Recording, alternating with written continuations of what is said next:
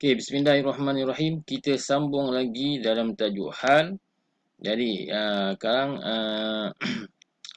tajuk hal ini berkaitan dengan ad-dalalah.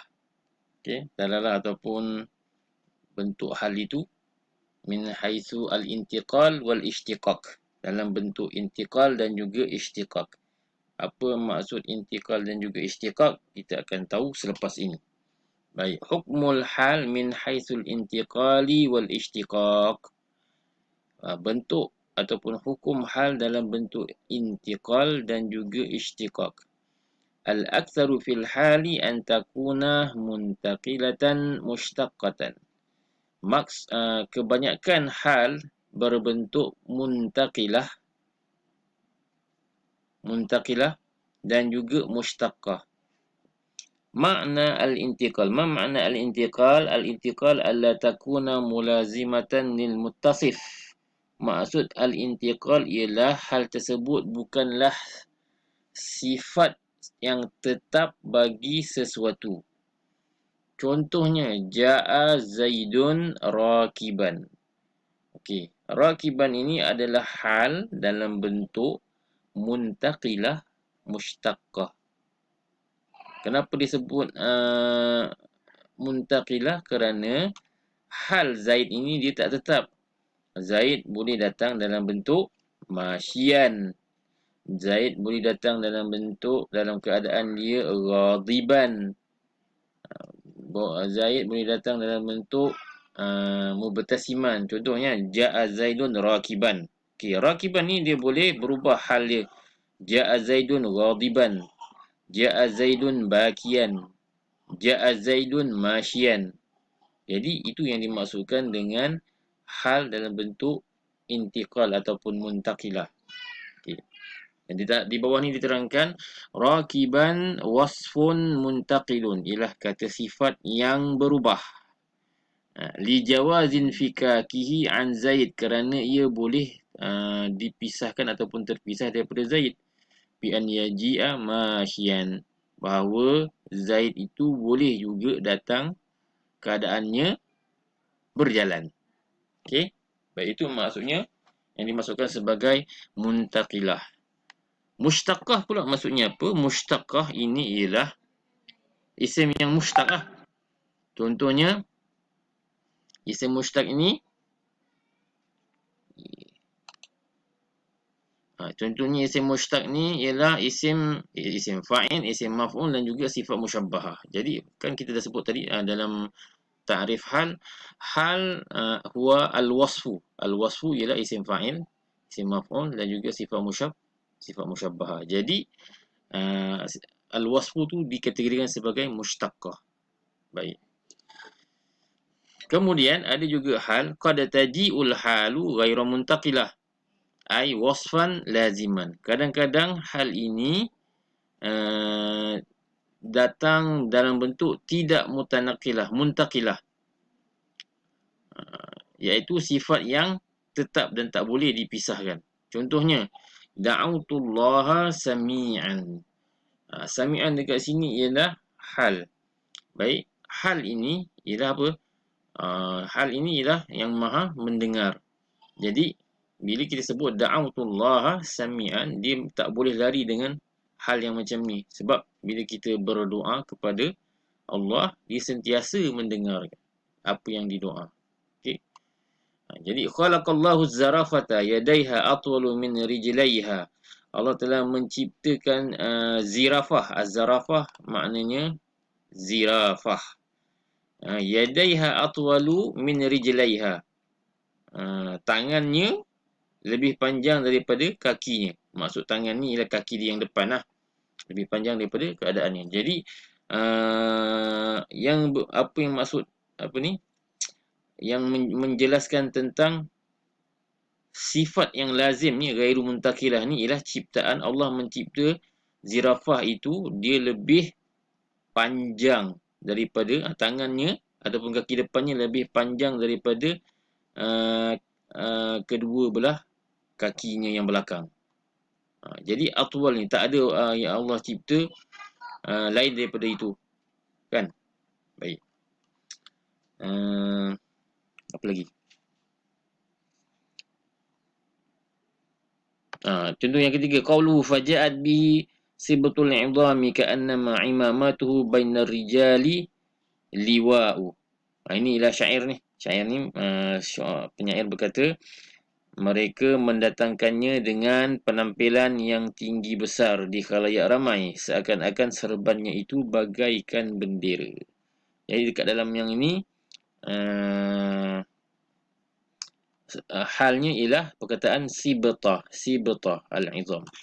Jadi perkataan sami'an, atwal dan juga sibta ialah hal yang berbentuk lazim. Maksudnya dia tak boleh berubah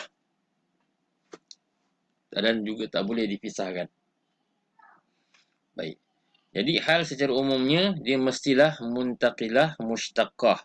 Kalau nak ikutkan hal itu dia terbagi pada dua. Satu muntaqilah mushtaqah, satu lagi mushtaqah ghairu muntaqilah. Muntaqilah mushtaqah contohnya ja'a Zaidun rakiban. Muntaqilah ghairu mushtaqah ghairu muntaqilah contohnya da'autullaha sami'an. Baik. Itu secara umumnya hal. Baik, kadang-kadang hal qad ta'til halu jamidatan. Kadang-kadang hal itu datang dalam bentuk isim jamid. Isim jamid ni maksudnya apa? Dia tak ada, asalnya bukan daripada fi'il. Itu maksud isim jamid. Wa yaksuru dhalika fi mawadhi' dan banyak juga hal ini dalam beberapa tempat. Zakara al-musannifu ba'daha. Pengarang telah menyebutkan sebahagian daripadanya dengan apa? Yuksirul halu jamidatan. Mengatakan hal itu banyak juga datang dalam bentuk isim jamid. Baik, waktu bila hal itu datang dalam bentuk isim jamid, indallat ala si'rin. Kalau sekiranya hal itu datang dalam bentuk si'r, menunjukkan tentang harga. Si'run maksudnya harga. Okey. Contohnya, bi'hu muddan bidirham. Juallah makanan itu satu mud dengan harga, sedirham dengan harga dengan satu mud. Mud ni maksudnya cupak lah. Muddan ialah hal jamidah. Wahiyya fi ma'na al-mushtaq. Dan dia dalam bentuk isim mushtaq, makna mushtaq. Iz al-ma'na bi'hu mus'iran kulla muddin bidirhamin. Maksudnya yang kita dapat fahami daripada bi'hu muddan bidirham ialah bi'hu mus'iran. Juallah ia dengan harga. Mus'iran ni maksudnya harga setiap daripada mud itu dengan harga sedirham. Jadi perkataan muddan di sini ialah hal, dan hal muddan ini dia membawa pada makna si'r. Si'r maksudnya harga. Memperkatakan tentang harga. Baik, itu yang pertama. Hal jamid dia ada tiga. Yang pertama, kalau sekiranya hal itu menunjukkan kepada makna si'r. Baik, yang kedua, in dallat ala tafa'ul. Kalau sekiranya dia menunjukkan kepada makna tafa'ul. Tafa'ul maksudnya berinteraksi. Suatu interaksi. Contoh, bi'tuhu yadan biyadin. Contohnya, bi'tuhu yadan biyadin. Saya telah menjualkan barang itu secara yadan biyadin, secara langsung. Maksudnya yadan biyadin, tangan ke tangan secara langsung. Ai munajazah. Ini maksudnya munajazah ni bukan mutajazah, munajazah. Jadi ini maksudnya secara interaksi, secara berdepan. Jadi perkataan yadan biyadin ini ialah hal yang membawa maksud tafa'ul.